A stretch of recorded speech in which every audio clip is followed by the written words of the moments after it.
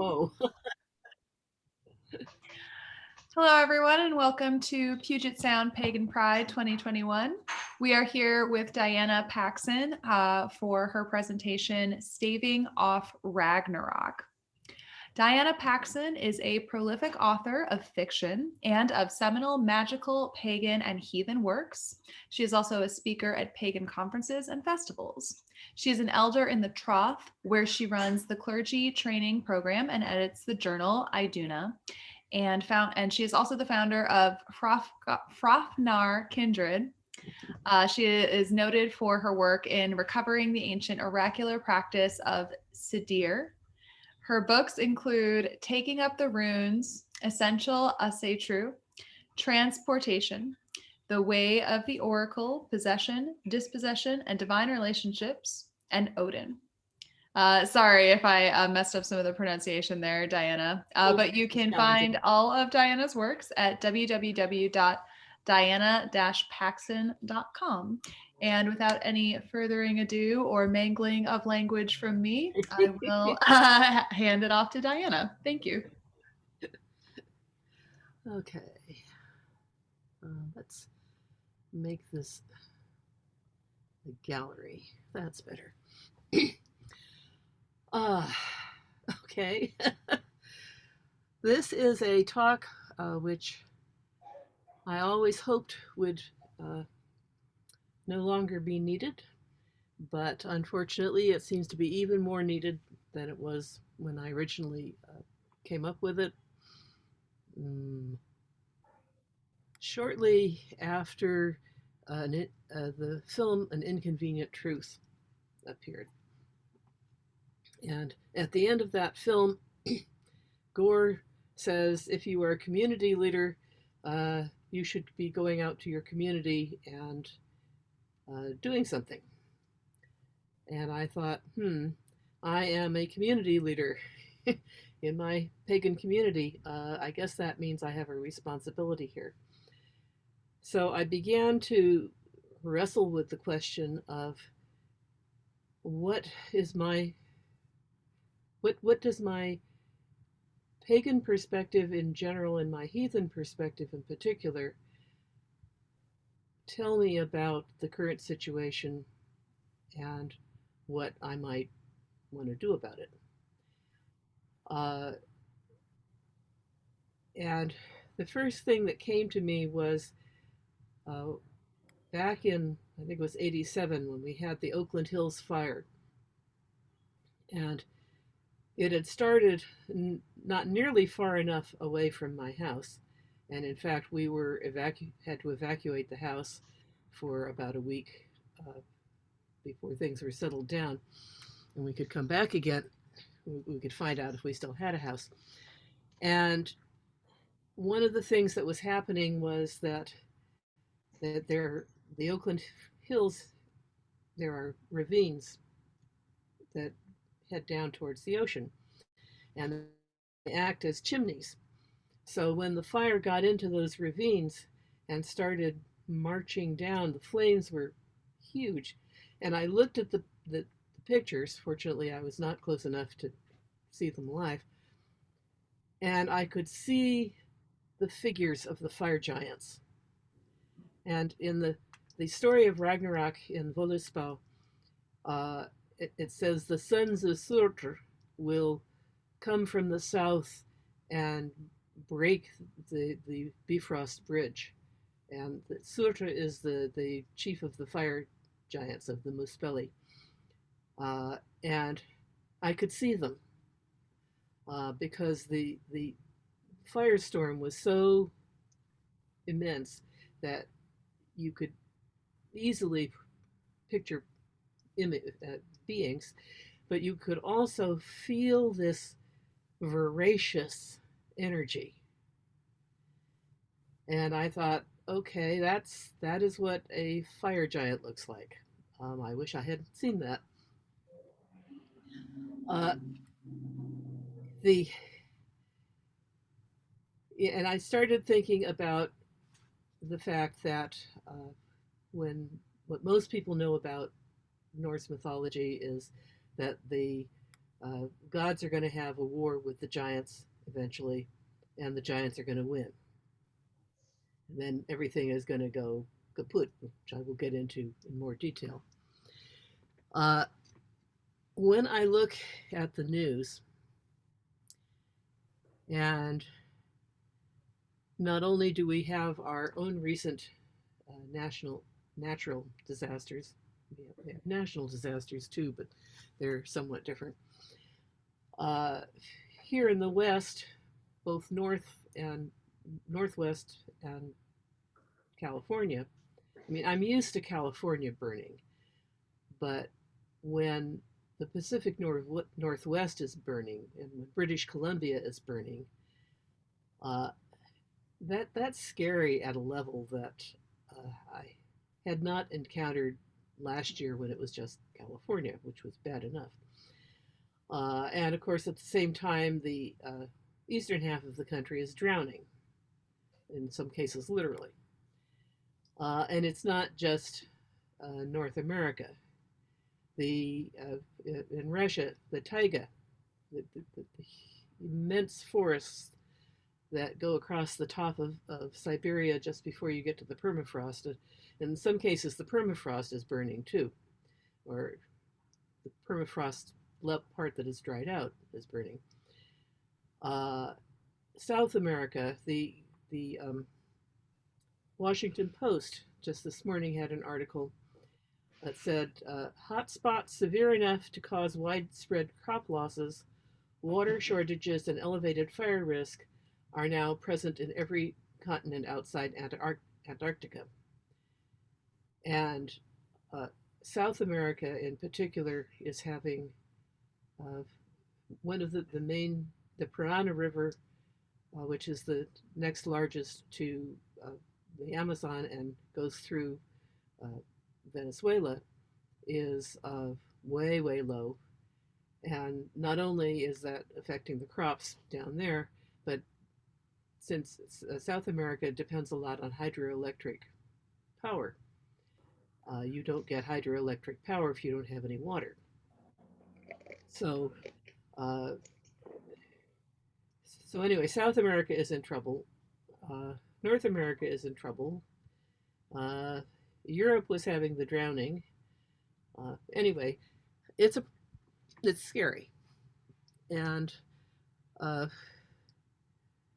we are beginning to see what the United Nations refers to as climate famines. So it's going to be more than just the fact that the price of coffee is going to go up, which I recognize is probably as scary for people in the Pacific Northwest, where you all drink a lot of coffee as it is for us in the San Francisco Bay Area, where we drink a lot of coffee. So how do I bring my religious, spiritual perspective to this? And when I got to thinking about it, I remembered the Robert Frost poem, "Some say the world will end in fire, some say in ice." So he looked at these primal opposites to represent the conflicting forces of desire and hatred. But I look at them as heat and cold. And in the Eddas, when the end of our world is described,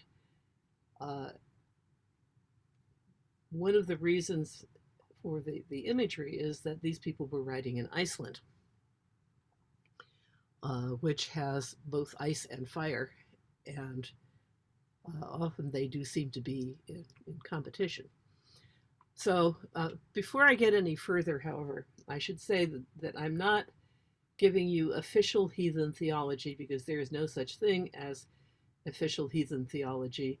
There is theology for which you can find support in the lore, if you don't want to unless you get hijacked arguing about how much the lore might have been influenced by the Christians who wrote it down.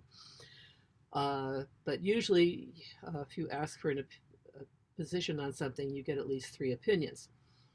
So these are my conclusions, and they're based on my current understanding of the lore. So, ice and fire. In the Younger Edda, Snorri Sturluson describes creation as follows. Just as from Niflheim there arose coldness and all things grim, so what was facing close to Muspel was hot and bright, but Ginnungagap was as mild as a windless sky. And when the rime and the blowing of the warmth met so that it thawed and dripped, there was a quickening from these flowing drops due to the power of the source of the heat, and it became the form of a being, and he was given the name Ymir. Nobody actually says by whom, but so basically what you had was opposites. And Snorri probably got that image of ice colliding with fire from looking at the Icelandic landscape, which is geologically one of the youngest places on Earth. It's the only point at which the mid-Atlantic ridge where the North American and European tectonic plates meet is above the sea. It is very tectonically unstable, as we will recall when in 2010 when the earthquake, one of the volcanoes, Eyjafjallajökull, right? I always have to write that out phonetically in order to manage it. But anyway, it was a volcano, and it was so vigorous that it darkened the skies and cut off plane travel for a while there in Europe. But the volcanoes do go off, and they cover part of the part of the interior that's not glaciers with volcanic slag, and eventually some of it gets as far as the sea and then cools and becomes more land. So Iceland is still a place which is in the process of creation and destruction simultaneously. So the other thing that you get by looking at this landscape is the idea that change is inevitable. Now, one of the things that, since we're talking here, there in the Pacific Northwest, the Native Americans of your area were also quite aware of change, and the supreme being was known by some tribes as the Changer. You've got a whole string of mountains there that bear witness to the fact that things can happen. So if you accept the idea of change, you have to recognize that just as a primal cataclysm got the process of creation started, someday the balance will tip and the life as we know it will come to an end. And the Norse version of this is called Ragnarok, and which does not actually translate to Twilight of the Gods. Literally, it's more the final destiny of the divine powers. Some of the other references call it the time when the gods die or will be destroyed, or Aldarok, the end of the age. What Snorri says is, a winter will come called Fimbulwinter. The snow will drift from all directions. There will be then great frosts and keen winds. The sun will do no good. There will be 3 of these winters together and no summer between. Before that will come 3 other winters during which there will be great battles throughout the world. When the weather goes crazy, civilization will fall. Brothers will battle to bloody end, and sisters' sons their sib betray. Woes in the world, much wantonness, axe age, sword age, sundered our shields, wind age, wolf age, ere the world crumbles, will the spear of no man spare the other. But it gets worse.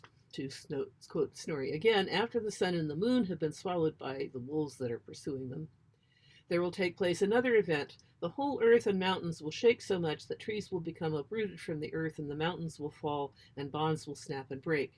Then Fenris Wolf will get free. The ocean will surge up on the lands because the Midgard serpent will fly into a giant rage and make its way ashore. Then we get heat.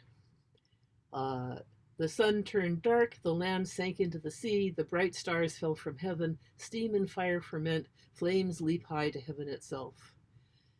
Then you get the final conflict, which is signaled when Heimdall blows his horn, and the battle breaks beneath the tread of the Surtr and the Muspelli, and the giants and the hosts from hell advance onto the battlefield, and the gods stride forth from Asgard with the warriors that Odin's been collecting in Valhalla.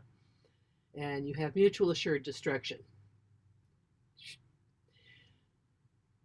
Probably some of this imagery was a memory from the year 536 through 40, when a volcano apparently went off somewhere in Central America. And Europe had, in fact, 3 years without a summer. And the result of this in Scandinavia in particular was widespread famine, and about half the population died. So it's not surprising that they would see the world ending in ice. What we seem to be dealing with is fire. Now, there's an interesting article by John McKinnell which points out that the sequence and even some of the imagery that is used to describe both creation and destruction in the Völuspá resemble passages in the biblical book of Revelation. But there are some differences. One of them is that the Christian narrative, for Christianity, history goes one way. If you have a theology that's based on the life of a historical personage, both his first coming and his second coming must have a date. And after, in the Christian version, after the second coming, life as we know it will be replaced by the heavenly Jerusalem, which will endure forever. Alderrock, on the other hand, is the end of an age. And although the new world that is prophesied to follow the last battle has some features in common with the post-rapture world of the book of Revelation, on the whole, it sounds much more like a new earth age than a heavenly kingdom. It will be repopulated by two humans called Life and Life's Lover, and ruled by the children of the gods who perished on the field at Ragnarok. So a new generation will take over and the cycle will begin anew.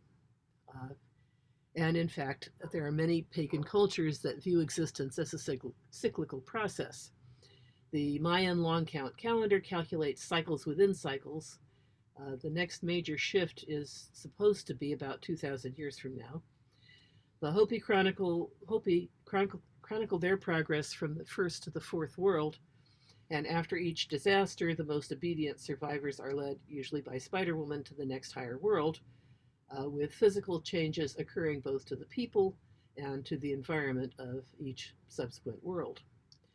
Hindu cosmology has life in the universe being created and destroyed once every 4.1 to 8.2 billion years, which is called a yuga.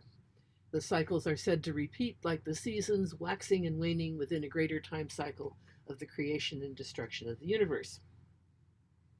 And we, in modern civilization, have our own version of this, where we talk about geological ages.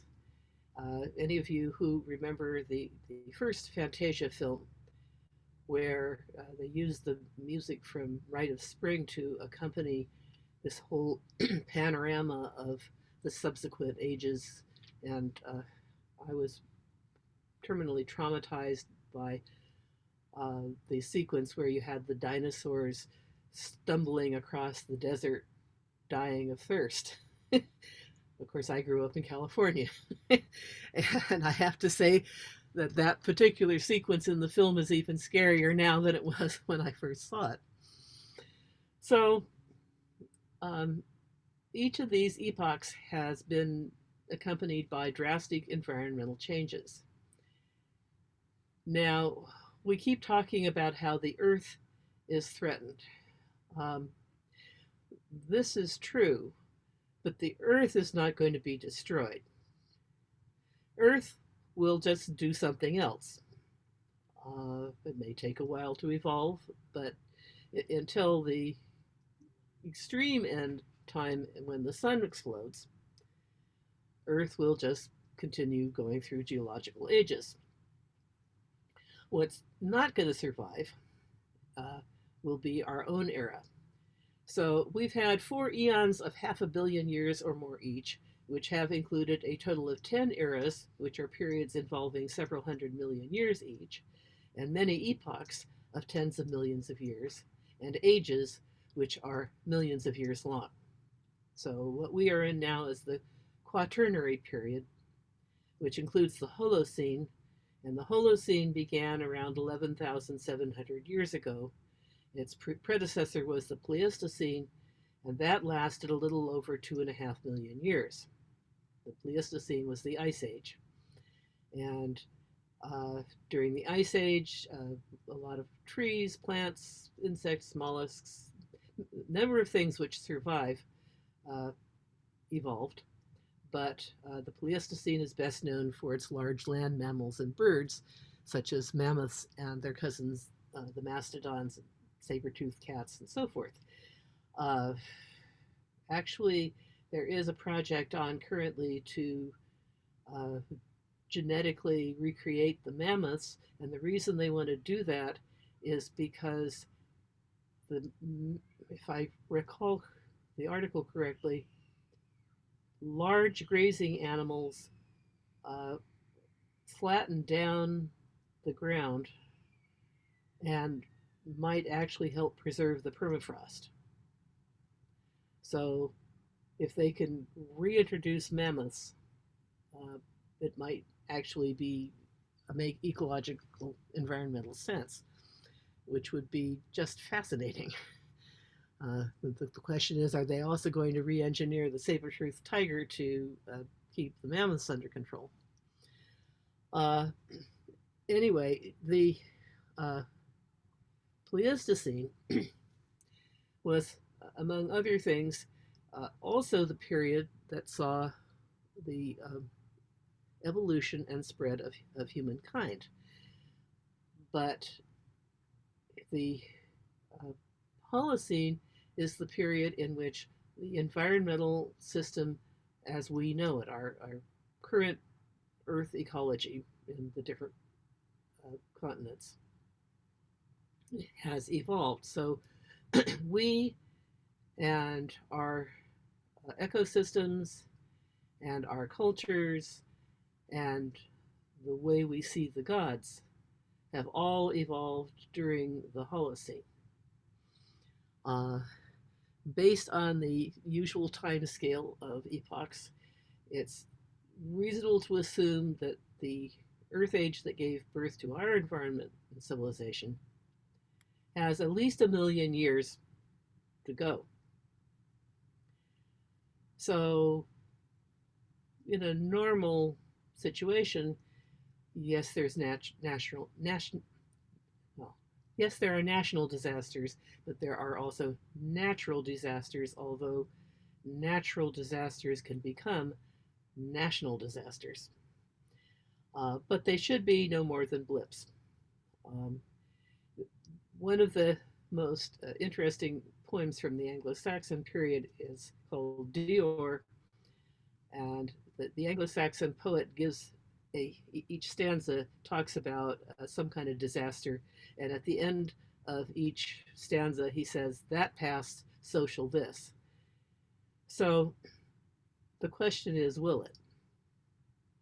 Is what we are going through now one of those blips from which the Earth will recover, reestablish its normal system with the occasional volcano to cut off the sunlight for a year or three from time to time? Or are we somehow about to manage to cause the age to shift well before its time? When I first read the Eddas, in fact, before anybody had ever heard of climate change, I thought of atomic holocaust and nuclear winter, which would have been very much like the winter caused by the volcanic eruptions. And humans have caused environmental change in the past. Within a generation of the settlement from Norway, Iceland's native dwarf birch forests were pretty well gone. I should point out, however, that in the past 20 years or so, Iceland has been reforesting. So you now see fir trees all over the place there. And when I was there in 2000, I was kind of surprised to see California lupin planted all over the place, which is a very useful plant. It puts nitrogen into the soil. Okay, so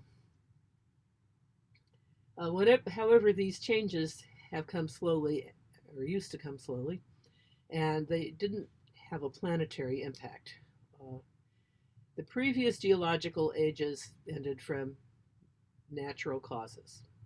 Uh, Whatever wiped out the dinosaurs, as far as we know, they didn't do it to themselves. Ours is the first generation that, or species for that matter, that has the technology to upset the balance so profoundly that the ecosystems within which we evolved may be damaged beyond their ability to recover. The Earth will survive as she has so many times before, but the Holocene epoch could turn out to be very short. Okay, so where does Ragnarok and the war with the giants come in? In the old French epic, the Chanson de Roland, the poet says, Christians are right, pagans are wrong. And when you see a retelling of Norse myth, you usually are told the gods are good and the giants are bad. But if you actually look at the stories that are being told in the Eddas, many of the giants are named, and with the exception of Hrym, which means rime, as in hoarfrost, presumably followed by the frost giants and the spirits of ice, and also Surt and the hosts of Muspelheim, the powers of fire. Then there's the world serpent, Jormungand, the wolf Fenris, who is kind of personified greed, and Loki, about who we're still arguing. And those last are not actually giants, so that they are related to giants.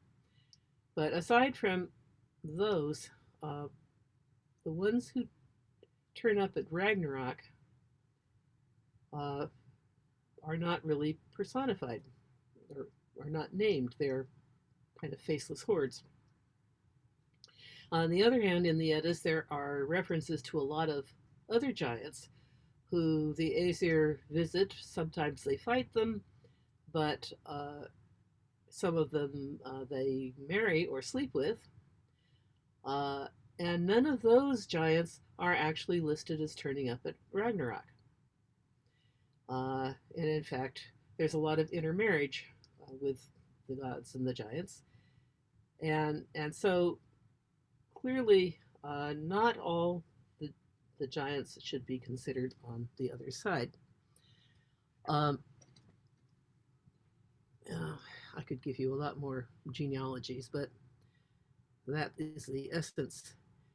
So a while back, I came up with a theory, this is my theory, that the relationship between the gods and the giants reflects the evolution of religious ideas from the Paleolithic through Viking times. So if we look at the ethnology that's been done with hunter-gatherer cultures, we notice that they tend to have animal powers and culture heroes. And so my speculation is that the earliest, probably moving into the Neolithic, religious ideas probably tended to be focused on natural forces. And in fact, we have a lot more evidence for worship of the sun in the Neolithic than we do later on. The Neolithic and into the Bronze Age. Although one theory about abandoning sun worship that I recently encountered is that after the 3 years without a sun, without a summer,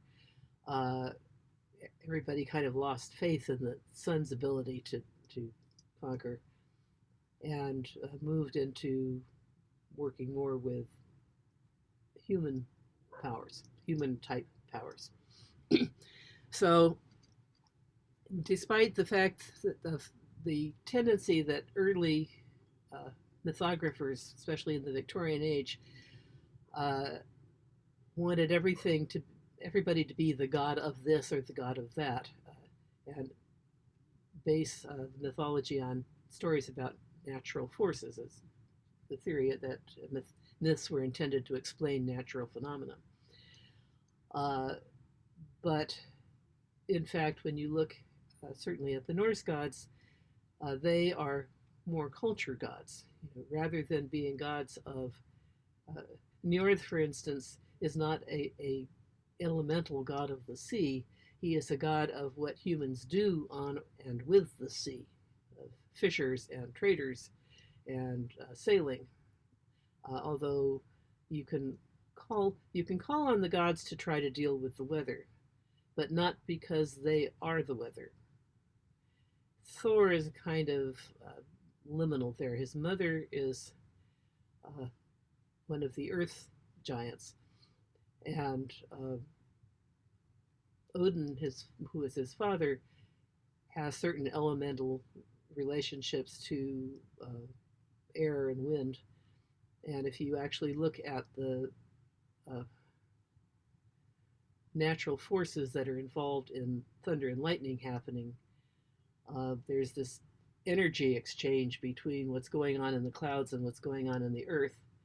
And when they meet, you get lightning and thunder, which makes for a very interesting possible description of the encounter between Njord and Odin that might have produced Thor. But essentially, you can call on Thor to try to do something about weather. You can call on Freyr or Njord to encourage good weather and protect the crops. But they are not the natural powers themselves. And the gods live in Asgard and Midgard, and Gard means something that has a barrier around it, guarded basically.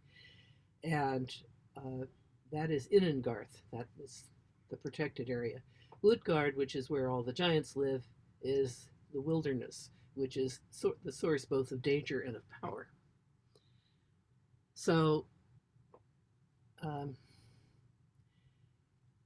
in a lot of cultures have stories of wars between the gods that they ended up with and with powers like the Titans, for instance, in classical mythology.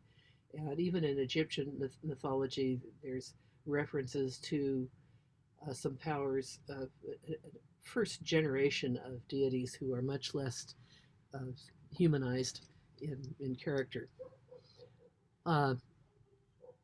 And in the classical version, the Titans are defeated and put underground, confined. In the North, they're still there, and the gods sometimes fight them, and sometimes visit them, and sometimes marry them. Okay, so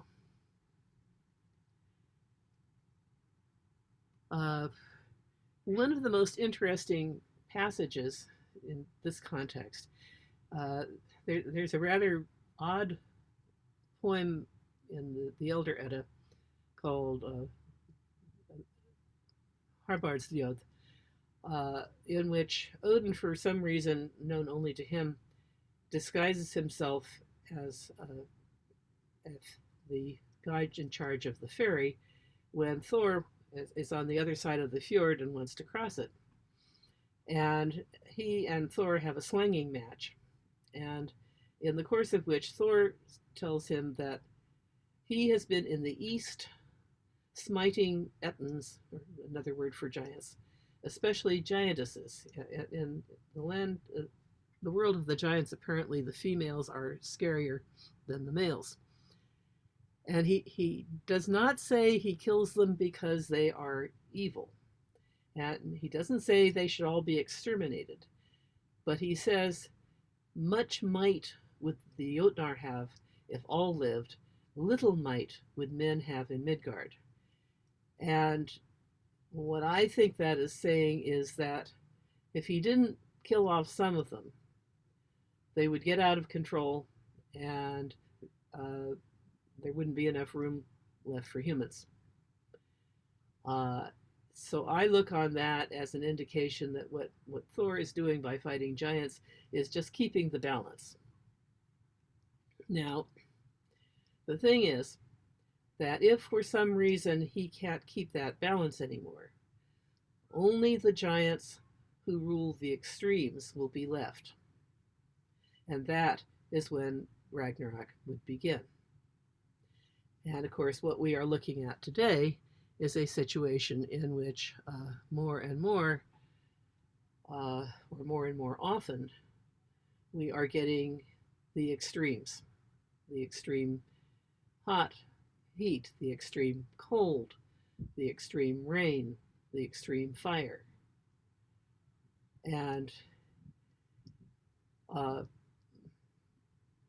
that is what we, as people who follow a religion that talks a lot about harmony with nature and about, furthermore, about belief that everything has spirit and that we can talk to it. So, what do we do? What responsibility do we have? What opportunity do we have as people holding these beliefs? One of the things that occurred to me when I first started thinking about this, because I had certainly noticed that a lot of people that I knew were getting interested in heathenry, and that a lot of people I knew were not only becoming interested in heathenry in general, more people, people were getting recruited or were having the sense that they had been bopped on the head and dragged off by the hair by the Norse gods for some reason. What might that reason be? And when Odin collects heroes for Valhalla, he's collecting them to be his army to march out when Heimdall has blown the horn to announce the beginning of Ragnarok, and get out there and fight. And so I fantasized. I hope it's a fantasy. Okay, he's busy recruiting because he's trying to get people, and not necessarily people to pass through death to be available, but people who are still alive. Because if we can fight the fight now, the eventual deconstruction will not happen until a reasonable amount of time for an age of the earth or an epoch. So in the northern view, the three Norns, we have Urd, who is everything that has already happened. We're stuck with what has happened. Every tree that has been cut down is down.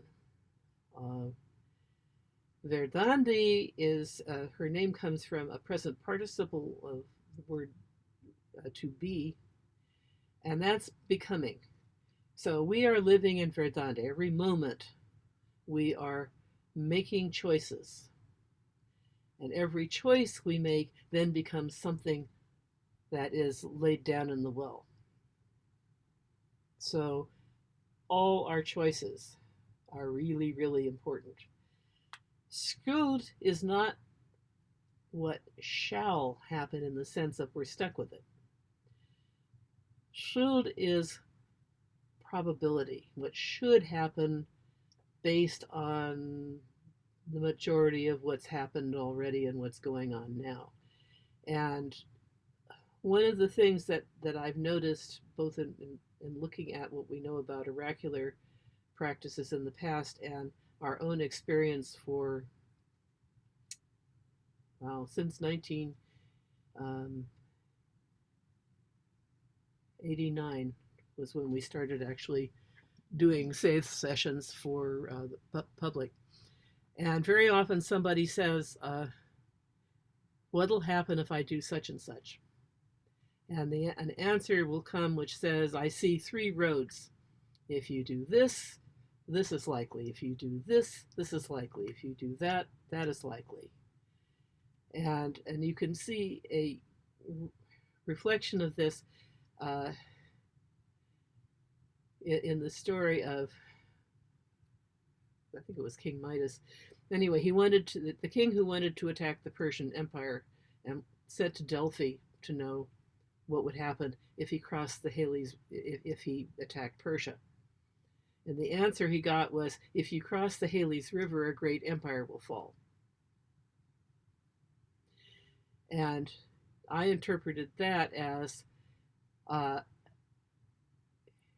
if he made that decision, yeah, it would have an impact. But so many other people were going to have to make decisions, and so many other things could change, that probability was the only one that the seeress could identify. So in our situation, the likelihoods, the probabilities keep kind of shifting in an unfortunate direction. But I have to believe, because it would be terminally depressing otherwise, that there are still a lot of decisions that will have to be made by a lot of people before there are always going to be decisions, always. And even I do not think that if the changes being caused by the things that are going on now continue to move in the way they're currently moving, a lot of things will change, a lot of people will die. But I don't think everybody will die. When the Ice Age hit, a lot of humans or proto-humans vanished. But Earth will survive, humans will survive. What won't survive is civilization as we know it. And there's a lot of cool things in civilization as we know it. And the gods that we are worshiping these today are all a product of the evolution of the Holocene. So basically, I haven't done this yet. I am suddenly seized with the impulse to go on Zazzle and see if I can order bumper stickers that say "Save the Holocene," which would be a little more to the point than the one I saw. I mean, this is Berkeley, which read "Reunite Gondwanaland."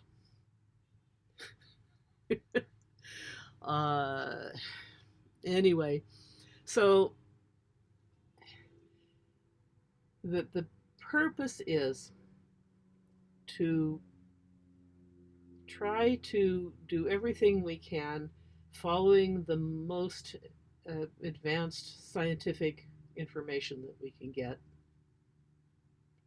to protect and encourage the forces of nature to continue in ways that will get everybody water when they need it and sunlight when they need it, and not when they don't, basically.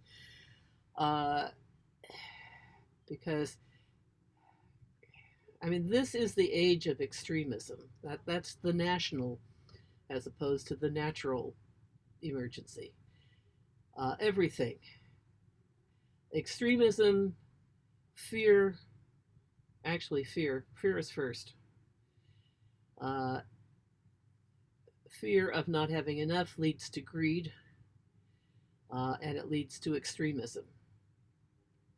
And uh, one of the reasons I like giving presentations is because unless I actually try to read the script, which I'm not, you can probably tell, in the course of talking, I learn things.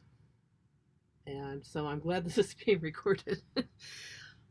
So we all know all the things we're supposed to do. We're supposed to, well, I think it's time to start agitating to go back to bringing our own cloth bags into the stores. They're letting us reuse their plastic bags, which are pretty good plastic bags, but even good plastic can only be reused so many times. Uh, Going solar, uh, dealing with the whole thing about plastic. Um, there have been sparks of hope. Uh, every time they have a thing on national science competitions, there's like some teenager in high school who's come up with some way to corral plastics in the ocean or something. There's some brilliant kids out there. And we just have to keep things going with support in the right places long enough for us to use our technology to do good instead of um, just letting the greed take us down. Uh, and um, we can work politically, we can work commercially, economically, and we can, as pagans, we can work with to reinforce and learn to listen to the natural powers, the Jotnar of the good guys. That one of the ones that I have tried to work with in the Norse lore, we're told that the winds are raised by a Jotun named Kari, and he takes the form of an eagle and he sits in the northeast and he flaps his wings. Last year, when California was burning, because there was the highs and the lows were in the wrong places, and that northeast devil wind was coming and drying everything out even further. And at that point, I thought, okay, it is legitimate to call on Thor and Odin to do what they can to turn that wind out to sea, and or to encourage the west sea winds to bring the moisture in. I mean, that was very much, very clearly defined. Here is a Jotun who is doing us no good. We can call on the gods to do something about that. We can call on the wind, the west wind, and try to attract it. At the very least, it is psychologically helpful. And every so often, you do get this sense that somebody was listening and the wind does change and the rain does come. But we have to work with our knowledge of how the natural cycles are supposed to work. So every so often somebody says, oh, it's July in California, let's have a rainstorm. No, you're not going to have a rainstorm in California, except maybe in the Sierras, where they do get some rainstorms, and hopefully they get the rain as well as the lightning. But otherwise, no, this does not happen, and it's stupid to even ask for it until the beginning of November. Samhain, appropriately enough, is when the rains are supposed to start. Occasionally you get one ahead of time, and unfortunately too often you don't get anything until maybe January. What we're all praying for is an early rainy season, so we don't have Christmas firestorms. Not the kind of Christmas light we want. So, okay, don't have much time. I wrote a song, and I think there might just be time to sing it. Can I screen share from here? Yes, let me set that up. I think there'll be just about much time. It's talking to Heimdall, who is the father of humankind uh, and the guardian of Midgard and Asgard. Tell me when I can hit share screen. I think you should be able to do it now. Okay.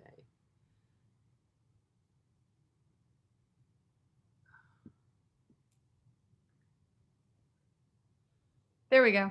There we go. Okay, let me I'm so excited. Thank you. make it large enough so. Okay, well, it has music even.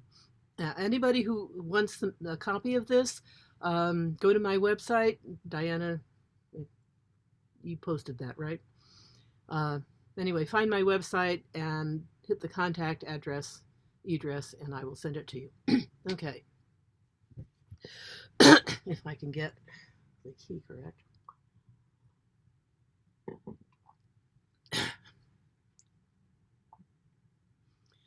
Okay, him and Bjorg is Heimdall's house right outside the gate of Asgard.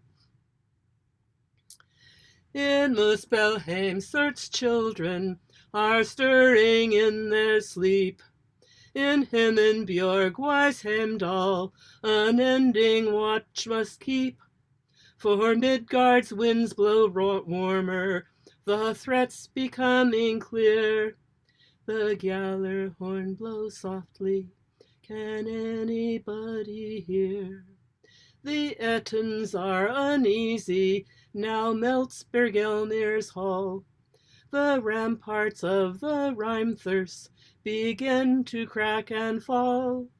And Aegir's waves are rising, and Hresvelg's wild winds veer. The Gjallar horn blows softly, can anybody hear?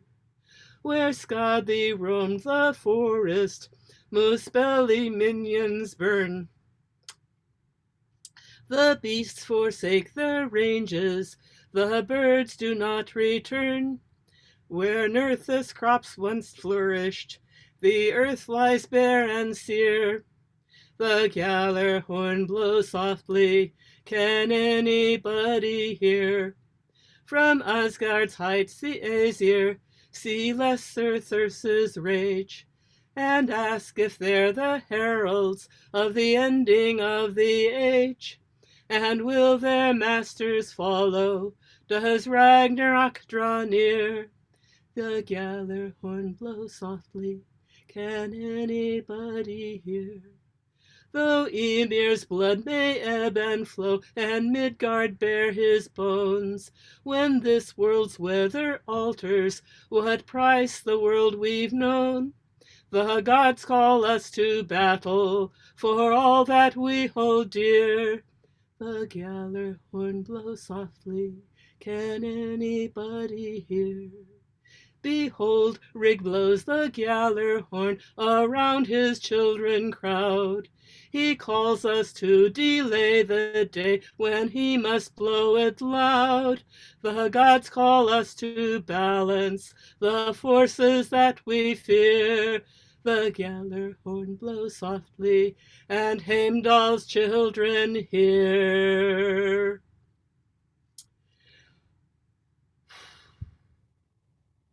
That was beautiful. Thank you. Yeah, Wow. thank you so much. That Yeah. is I eerily. almost didn't make it through that. That was amazing. Really, truly beautiful. Thank you so much. Yeah, well, that's the Gjallar horn, a poetic perspective on global warming. It's the Heimdall. that is eerily similar to a melody that the Morgan gave me years ago. Huh. Interesting. Yeah, Well, the intervals and everything. So she's another one that summons people to battle. Yeah. That's true. Yeah. Wow.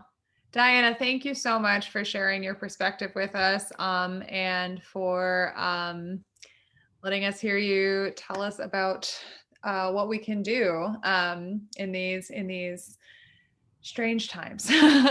So, Yeah. is there anything else you want to share before we close up the presentation? Well, are there any questions? Oh, that's good. Jess says, thank you. Any other questions?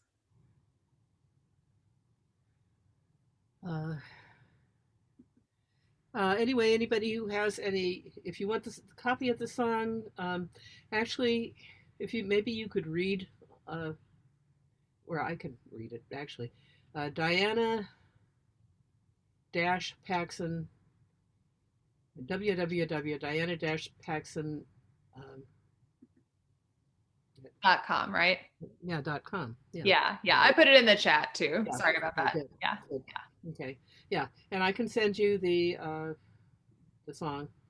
Yeah, that would be wonderful. And now we have a recording of it too. I mean, for the past 4 years, 5 years actually, 5 or 6 years, I have been a little more targeted towards national disasters, and which we still have to deal with, because of course that a lot of the people who I would put under the national disaster category are contributing to the natural disasters, and it's there are a few extremely misguided sectors where they would actually like to bring on the end times so that they can all be lifted or dumped, as the case may be.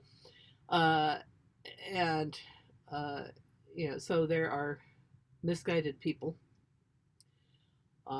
who, where it becomes relevant is that misguided people elect misguided congressmen and women, unfortunately.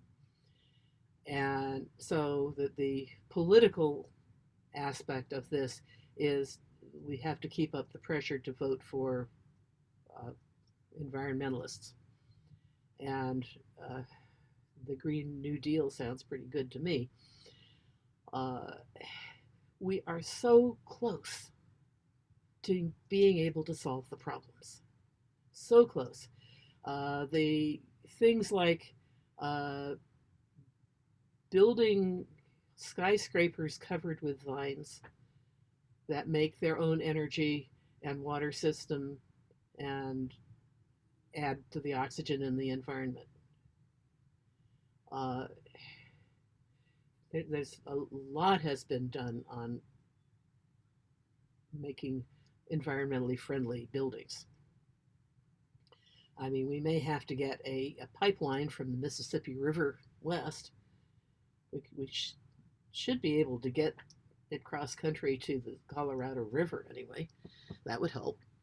And then maybe with a spin-off up to the Pacific Northwest. I don't think the Columbia needs more water yet, but Hoover Dam sure does.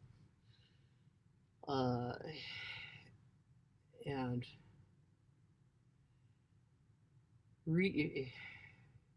manually redistributing is a great idea, but we can do it. We have the scientific knowledge. We just have to hang in there long enough. And because the other side of that, though, is if it happens, as I proposed when I started writing the Westria books so very long ago, when it was all an extremely theoretical and fantasy idea that all of nature would go kerplum all at once. My belief is that pagans are among the people who would survive. Because if anything can be done with the environment we're left with, people who know how to work with the nature spirits should have an advantage. So that's my word to a pagan audience.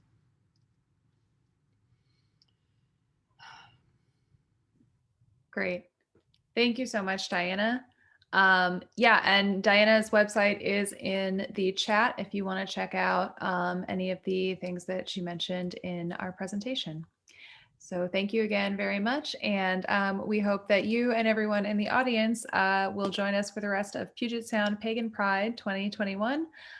We do have a few more talks scheduled until I believe about 5:30, and then we will be closing from 5:30 to 5:45. So we hope to see you there. Thank you. Thank you all for Thank doing it. you. Bye.